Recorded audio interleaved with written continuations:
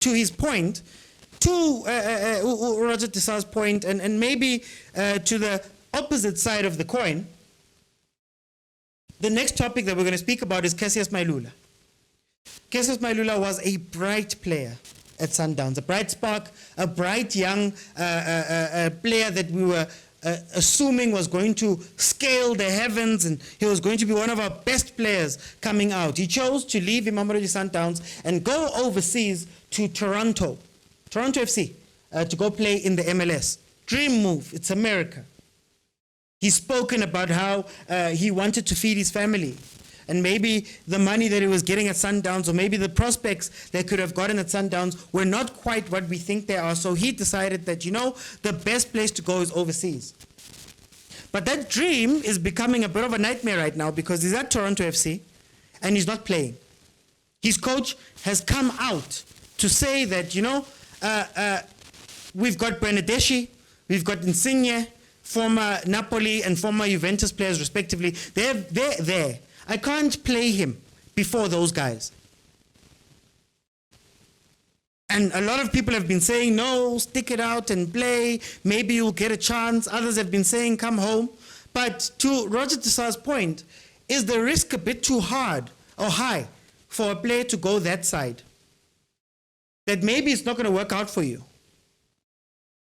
That maybe you were just too eager to go that side and things are not working out, and maybe it would have been a lot better for him to stay at Mamelodi Sundowns, have another 2-3 years at Mamelodi Sundowns, play your CAF Champions Leagues. He was going to be one of the starters, if I'm not mistaken. Maybe Ribeiro's not here, if not for him leaving.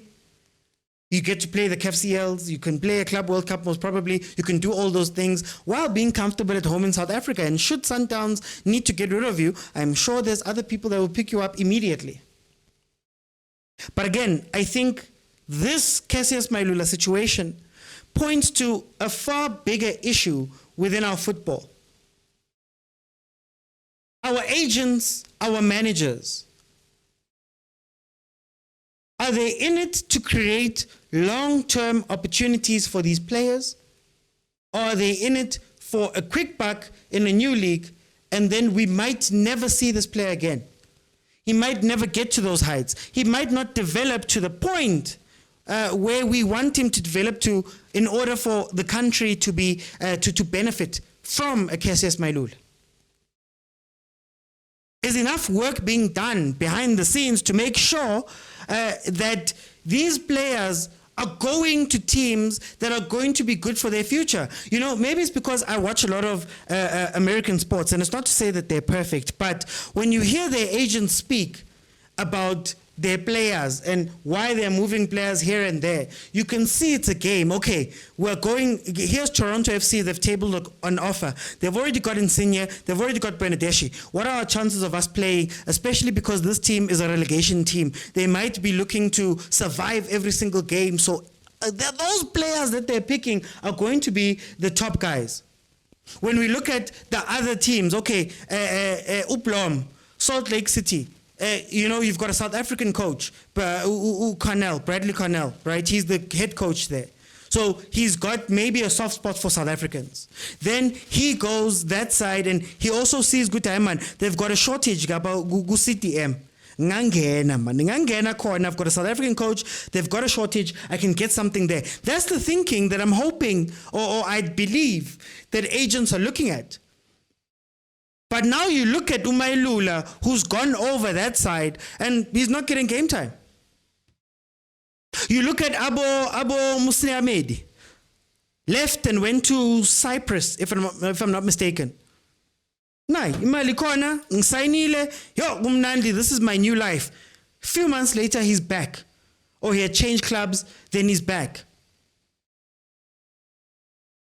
The list is long. Abo Parker, Abo Zungu not getting their chances, even though Zungu might have messed it up for himself. But Abo Zungu, are we built? And is our scouting, our agents and managers built to create long-term opportunities for these players?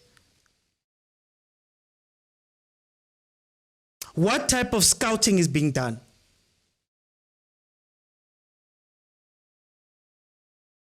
Cassius Mailula said that, in his mind, he didn't want to be part of these conversations about where he's going, what offers are on the table. He trusted his manager to come in and make that decision for him.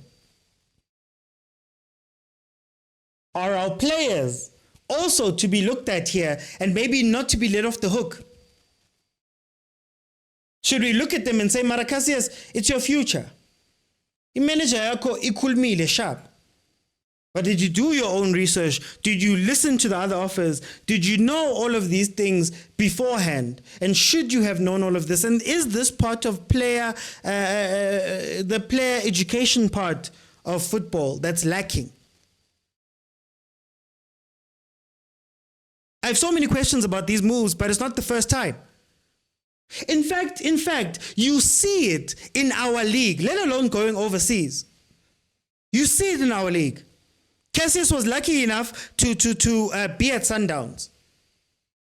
Khona abantu that have signed for teams, it's not looking good.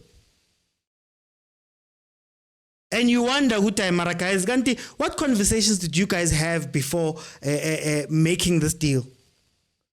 Ngiyayibona Pirates number 10 by 6. Ngiyaphi? I see Sundowns is stacked. Where am I going? Could it benefit me to stay at Cape Town City for a year or two, build myself, or maybe then go overseas? What is the long-term planning that comes to our players, to our football? And we can't say that these people don't have examples, guys. We can't say that these people don't have examples of what they're doing, where to go, how to move, how to do all this stuff. But it seems as though it's money first. And I understand some of them need the money in order to look after their families. That's just the state of what South Africa is. But what use is it for you to look after your family today? And then in 3 years' time, because you are off the rocker. How many players have gone to the wayside because of these decisions?